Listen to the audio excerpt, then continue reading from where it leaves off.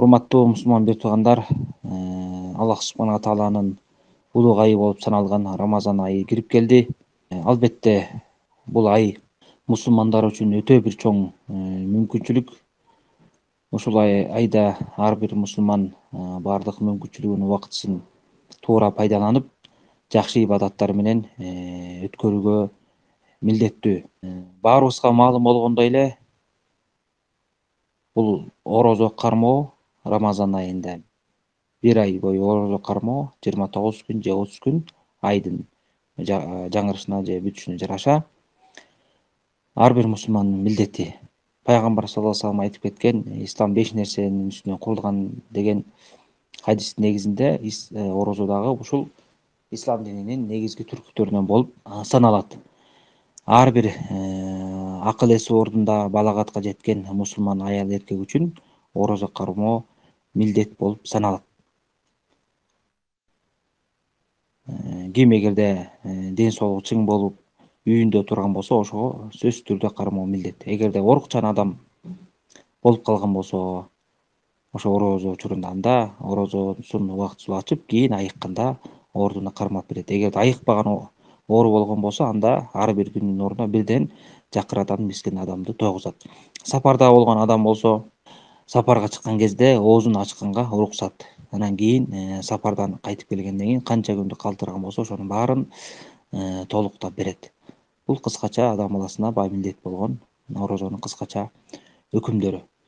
Тилекке каршы көптөгөн адамдар, мейли эркекпи, аялбы, акыл эси ордунда, алты сан аман, күч кубаты бар, бирок ар кандай шылтоолордун айынан жалкоолуктун же күнөөгө батып кеткендиктен ушул Аллах субхана тааланын буйругун орозосун кармабастан жөн жүргөн адамдар өтө көп. Бул өтө коркунучтуу. Ар бир адам Аллах субхана тааланын алдында ушул орозосу үчүн башка парыздарга жооп бергендей эле ушул орозо тууралуу дагы жооп берет. Бул милдет. Ким эч бир себепсиз таштаган болсо, шарият көрсөткөн себептерден тышкаркы жөн гана шылтоолорун таштаган болсо, чоң күнөөкөр адам. Бул чоң күнөө. Аллах субхана тааладан ар бир мусулман коркуш керек. Ошондуктан динин түшүнгөн мусулман бир туугандар өзлөрүнүн жакындарын, туугандарын эскертип, орозо кармоого үндөш керек. Жана ошондой эле ошол менен биргеликте башка парыздарды тирилткенге, айрыкча 5 убак намазды окуганга жан үрөп баарын даават кылып, колунан келишинче аларга туура жолду баяндап түшүндүрүп бергенге баардык мусулман толук күч аракетин жумшаш керек. Антпесе адам баласына эртең эле өлүм жана ошондой жалпы адамзатына эртең эле кыямат күнү келет. Ал күнү өкүнгөнгө ар бир адам өкүнүп калат, эгерде ошо ибадат аткарбаган адамдар. Бирок ал күнү өкүнүч эч бир пайда бербейт. Кандай айла кылбасын, өкүнүч дагы, кайгыруу дагы эч бир пайда бербейт. Ошондуктан мына ушул жашоо, убактылуу жашоо, ушул кезде биз Аллах субхана таалага жалдырап, ибадат кылып калышыбыз керек. Албетте орозо жөнүндө айта берсек сөз көп, бирок бул жерде эң негизги айта турган нерсебиз ошо кыска болсо дагы мусулман бир туугандарыма эскертүү, жакындарыңарга, туугандарыңарга көңүл буруп, аларды орозого үндөңүздөр.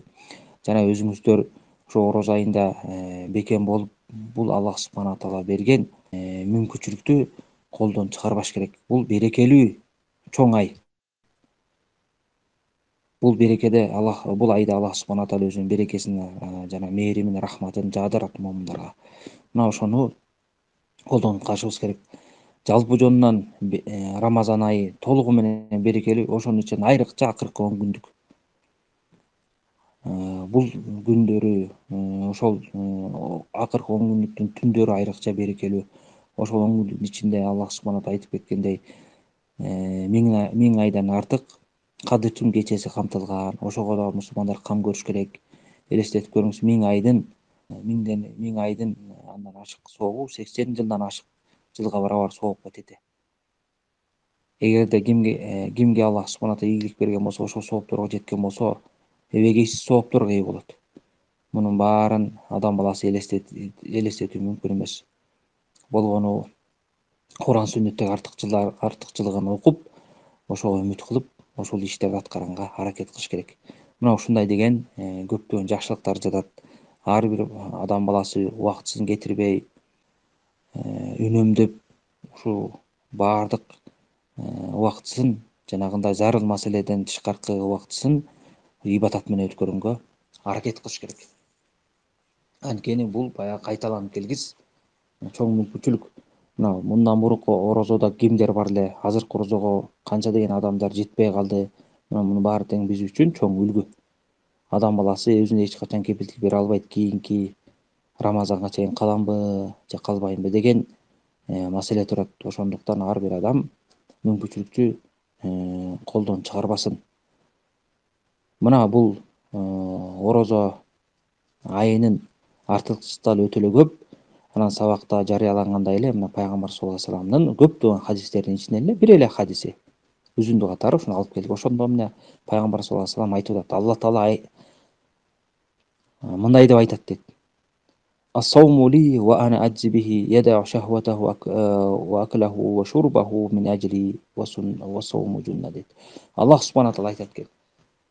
Бул сооптун, орозонун сообун сыйлыгын мен өзүм ыйгарам, өзүм берем. Башка хадисте, башка туура хадисте келет, пайгамбар саллаллаху алейхи вассалам айтып кеткен Муслим жана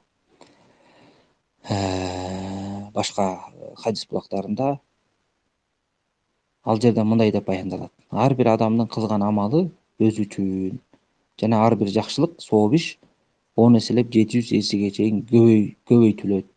Бир гана орозонун сообун өзүм берем деп, сыйлыгын өзүм берем деп Алла Таала айткан. Мындайча айтканда, орозонун сообу башка амалдардан айырмаланып, Аллах субхана таала анын сыйлыгын өзү кепилдигине алган. Бул өтө деген чоң жакшылык, өтө бир баягы чексиз шүгүрлөргө татыктуу болгон Аллах субхана тааланын берге берген бир неаматы. Ушуну биз баягы колдонуп калышыбыз керек. Ошол себептен бул хадисте келгенде Алла Таала айтып атпайбы, орозо мен үчүн деп атат. Ва ана аджи бихи, мен орозонун сыйлыгын өзүм берем деп атат. Эмне себептен? Анткени адам баласы эмне яда шахватаху.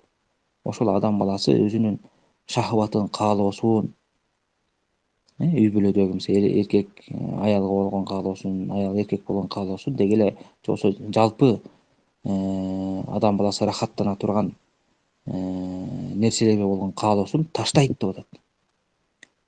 Ва аклаху, жеген тамагын таштайт, шурбаху дейт. Ичкен суусундугун таштайт мен үчүн, мен ажили деп атат.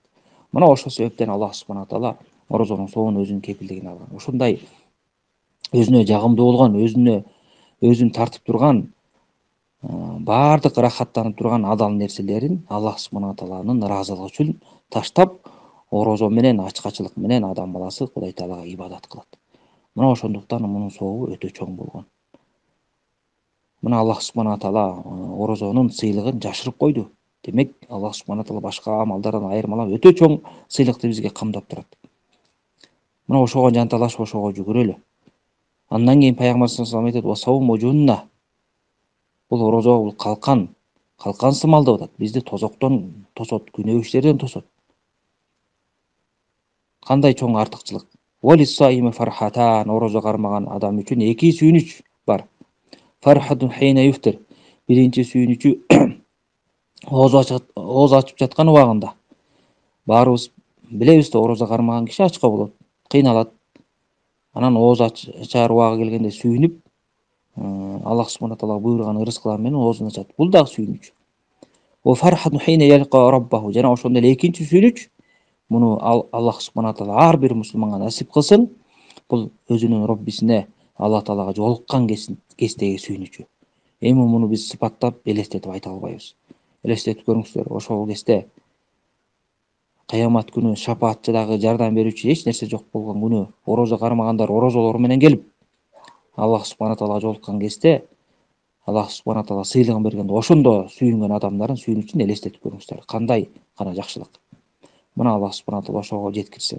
Ушуну элестетип, ушуну үмүт кылып, ар бир мусулман орозодо баардык аракетин жумшап, Аллах субхана таалага ибадат кылыш керек. Андан кийин дагы орозонун дагы артыкчылыгын айтып атат. Вала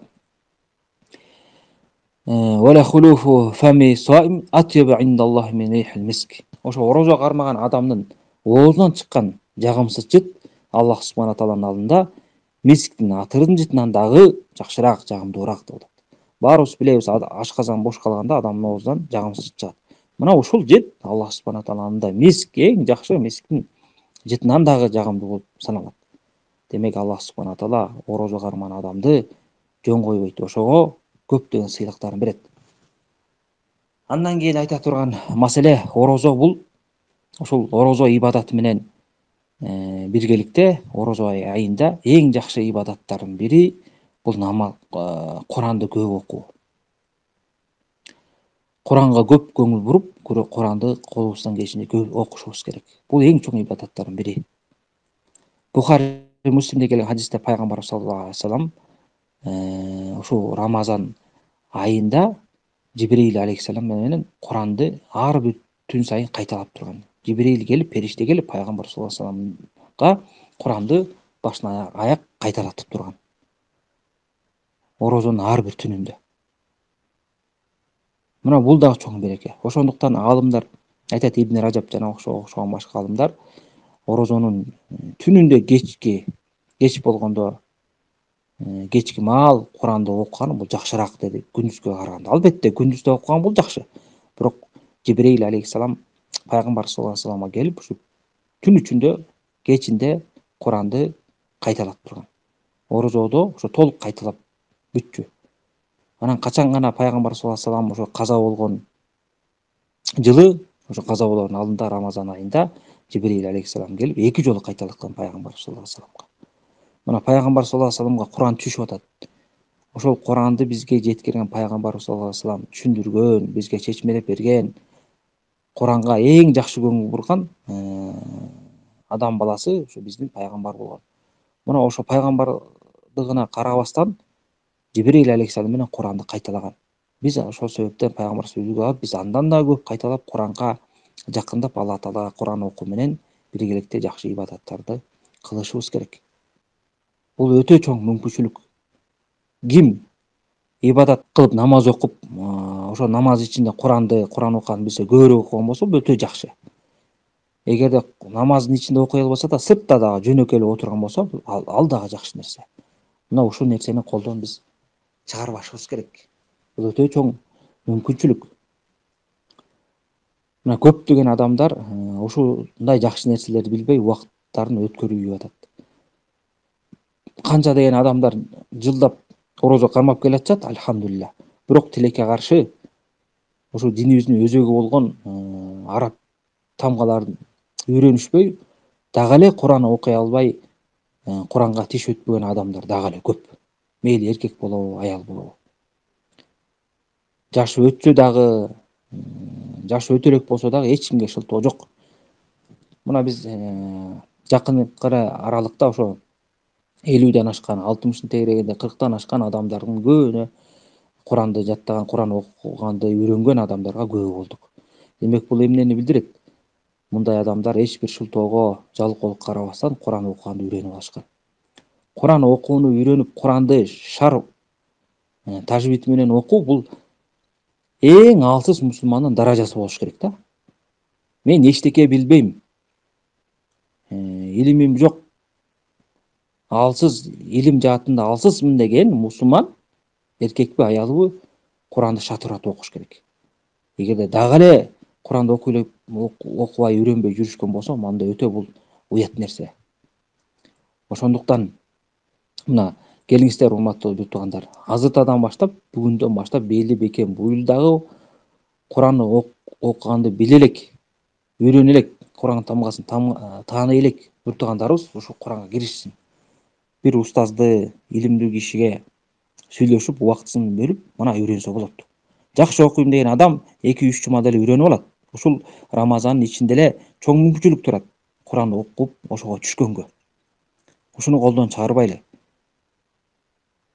Эртелип кечпир баарыбыз үйрөнүшүбүз керек. Бирок ошо Рамазанды шылтоо кылып, жакшылап, белди буп, ошо Куранды үйрөнүп алганга аракет кылалы, урматтуу туугандар. Куранды билгенибиз, Куранды окуй алганыбыз көбүрөөк окуйлу. Намазга, таравихке кошуп окуйлу. Жөн отурганда окуйлу. Канчалык көп окусак, ошончолук бизге пайда. Мына биздин мурунку аалымдарыбыз салафтарда биз үчүн чоң үлгү бар. Алар Куран айында аябай Куранга көңүл бурушкан. Керек болсо кээ бир аалымдар өтүп аткан сабактарын токтотуп Куранга киришкен. Рамазан айында 3 күндө бирден Куранды баштан аяк катым кылган аалымдар болгон. Акыркы 10 күндүктө бирден кылышкан. Кээ бирөөсү ар бир Рамазандын күнүндө бирден катым кылышкан. Андан да ашык окуган аалымдар бар. Имам Шафии андан ошого окшогон башка аалымдар керек болсо Рамазан айында 60 жолу Курандын башынан аяк катым кылган аалымдар болгон. Мына ошентип алар убактысын Куранга бөлүшкөн. 7 күндө окуган аалымдар болгон, 3 күндө окуган, 2 күндө окуган аалымдар болгон, 1 күндө окуган аалымдар болгон. Ушунун баары тең биз үчүн мисал. Алар бизге окшогон эле адамдар. Алар башка жерден келишкен жок. Алар ошол баягы чечкүндүү акыретине кам көргөн адамдар белдерин бекем буушуп, анан ошондой жакшылыкка жетип атышат. Мунун баары тең илимий китептерде, тарых китептеринде жазылган. Биз үчүн үлгү боло турган. Адам баласы шылтоо кылбай тургандай кылып бизге факт келип атат. Мына ошол эле силерге окшогон адам ушундай нерсени кылган деп. Мына ошондуктан урматтуу туугандар, өзүмдү жана сиздерди чакырып кетет элем. Ушул айда Куранга жакшылап көңүл буралы.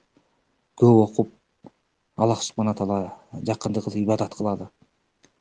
Бул нерсе оор нерсе эмес. Болгон адам баласы убактысын бөлүш керек. Жок дегенде эчтеке окубай калдым дегенде бир жолудан катым кылалы. Ошо Куран окуганы билген. Болбосо бул өтө аз бир жолу Куранды баштан аяк окуп чыгуу. 5, 6, 10, 20 жолу кылышыбыз керек. Колубуздан келишинче. Мына ушул биздин баягы сезондук баягы айланып келе турган ибадатыбыз болуп атпайбы? Ушул сезондук ибадатта мүмкүнчүлүктү колдон чыгарбай жакшылап карманып калалы.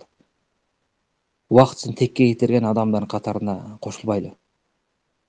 Өтө эле зарыл кычаган жумуш болбосо анын баарын таштап, ашыкча жумуштарды таштап, ашыкча конок, дос, баарлашуу, кененирээк акча табуу, ошого окшогон маселелерди убактылуу токтото туралы. Анткени бул айдагы берилген артыкчылык чоң сооп иштер бул дүйнөнүн жакшылыгынан баарынан да артык. Алар эч качан тең келбейт. Анан адам үчүн бул деген баягы ыңгайсыз мындай уят нерсе да, адам баласы ушундай жакшылыкты көрүп туруп, билип туруп, ошонун баарын кылбастан мүмкүнчүлүктү колунан чыгарып ийген. Эртең эле Аллах субхана тааланын алдына барганда өкүнүп калабыз. Бизге эч ким жардам бербейт. Ошондуктан мына ушул ибадатка көңүл буралы. Анан дагы айтыла турган маселе ушул биздин ибадаттан тосо турган, пайдасы азыраак нерселер менен алек кыла турган нерселер көп да. Бул эркекке да аялга да тиешелүү. Мына ошол нерсеге биз дагы аса белгилеп айтып коелу. Мисалы, кээ бир мусулмандар баягы Рамазан келатат деп катуу даярданышып, анан күнүмдүк жашоолорун ошо ибадат менен өткөрбөй, ооз ачуу, ошо ооз ачууга камдануу, ашыкча тамактарды жасоо, ошо менен ичип, ашыкча тоюм ошо менен өткөрүп ийишет да. Бул албетте ал адам чоң деген жакшылыктан кур калып атат. Орозонун максаты ашыкча тамак жеп, күн сайын эле түрдүү тамактар жеп, ошо менен рахаттануу эмес. Альхамдулилля, орозо айында мусулман баласы кичине курсагы тоюп, күнүмдүк тамагы менен күч кубатка келсе эле ошол жетиштүү. Мына ушул жаатта жакшылап көңүл буралы. Кээ бир адамдар кичине эле ачка болсо баягы проблеманы чоң кылышып, аялы жакшы тамак жасабай калса, аны менен урушуп, кыялын көрсөтүп, үйдө ушул орозо айында тынчтык менен өткөрбөй, чоң проблеманы чыгарышат. Бул дагы туура эмес. Аял кишилер же ошо күйөөсүнүн талабы менен, же өздөрүнүн каалоосу мененби, айтор кандай себеп болбосун, ушул баягы кухнядан чыкпай эле ар кандай түрдүү салаттар жасайм, мындай жасайм, тигиндей жасайм деп эле ушу менен убакыттарын өткөрүп ийишет. Бул да таптакыр туура эмес. Адам баласы убактысын үнөмдөш керек. Жакшылыкка жумшаганга. Албетте күнүмдүк даярдык болот. Болбосо тамак даяктан жейбиз. Бирок ошо чеги менен болуш керек. Жана ошондой эле ошо тамакка даярданып жаткан убакта айрыкча аял заты ошо жакшылык менен өткөрүш керек. Ошо Куранды кайталоо менен, жаттаган Курандарын зикир кылуу менен, Алла тааланы мактоо менен, истигфар менен өткөрүш керек. Жана ошол өзүнүн үй бүлөсүнө камдап берип аткан тамакты жакшы ниетте ошо ибадатка жардам берүү максатында кылган болсо, буга да сооп алат. Көрүңүздөр, мына чоң сооп жатат. Мына ушундай кылып биз убакыт өткөрүшүбүз керек. Бул маселени эмнеге айтып атам? Анткени көптөгөн адамдар ошо тамак маселесин чоң кылып алыш, ошого басым жасап, анан негизги болгон ибадаттарды унутуп калышат. Кечинде чарчап калышат, намаз окуй албай калышат, Куран окуй албай калышат. Анан ошентип көз ачып жумгуча Рамазан айы чыгып кетип атат. Анан кандай өткөнүн билбей калып атышат. Анан ушул эле көрүнүш жыл сайын эле кайталана берет. Мына ошондой нерселерди токтотушубуз керек. Кээ бирөөсүнүн мисалы достору бар, жамааттары бар. Анан алардын жанагындай ооз ачырмай деген, кезектешип ооз ачырмай деген бир дагы убаракетчилиги бар да. Мисалы чогулуп алышып бирөөнүн досунун же тааныштарынын бирөөсүнүн үйүнө барат, ооз ачабыз деп. Андан кийин экинчи коем мен анын үйүнөн ооз ачтым элем деп дагы бирөө баштайт. Анан экинчи дагы бирөө ушинтип 30 күндү ошентип бирөөнүн үйүнө барып, аякка барып келгиче эле 3-4 саат убакыты кетет да, ошентип убакыттын баарын кетирет. Бул негизги максат эмес. Достор менен жамааттын ортосунда ушундай маселелерди токтотуп, болсо 1-2 жолу болсун, кимдин мүмкүнчүлүгү болсун, бирок калган убакытты жакшылык менен өткөргөнгө аракет кылышыбыз керек. Ооз ачырат десе эле элдин баарын чогултуп, койду союп алып, тамакты, дасторконду жайнатып коюп эле ооз ачыруу эмес. Ошол ооз ачырам деген болсо, адам баласы тамагын жей турган тамактарын камдап туруп эле мына ооз ачып койгула деп таратып берип койсо да, бул дагы ошого жатат. Бул жерде мына алар үй бүлөсү менен кенен отуруп жешет, жана ошондой эле убакыт дагы үнөмдөлөт. Ал коноктосом деп үй бүлөдө убара болбойт. Мына ушул жака жакшы көңүл буралы.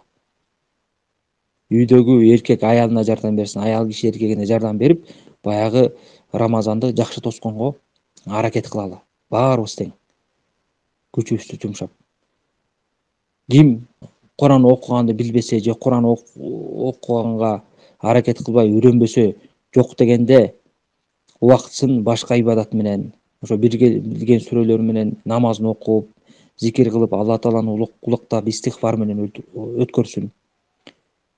Илимий китептерди окуп, илим алуу менен өткөрсүн. Башка бир пайдасы нерселер менен өткөргөндүн ордуна. Деги эле андан дагы баягы ушул иштерди да кылбастан, жалкоонун илимди албастан, зикир да кылбастан жөнөп жүргөн адамдар жок дегенде бирөөлөргө зыян бербей, өздөрүнүн күнөө иштерден тыйып, ушактан, көрө албастыктан, чагымчылыктан өздөрүн сактап, башкаларга зыян бербей, жок дегенде Рамазан айын ушинтип өткөрсүн. Албетте мындай нерселер башка убакытта да талап кылынат. Бирок бул убакытта көбүрөөк талап кылынат. Элестетип көрүңүздөр, адам баласы ушул берекелүү айда, ибадатка көңүл буратылган айда аны жакшылык менен өткөрбөсө, күнөө иш менен өткөрүп аткандар канча? Ушул айда арак ичип, тамеки чегип, орозо кармабай, ар кандай ыплас иштерди кылып жүргөндөр канча? Мына ошонун баары тең терс көрүнүш. Ар бир мусулман колунан келишинче даават кылып, ошолорду туура жолго кайтарыш керек. Мындай айда күнөө кылганыбыз такыр туура келбейт. Күнөө кыла турган болсо адам дароо артынан тобо кылып, Аллах субханага жакындашыш керек.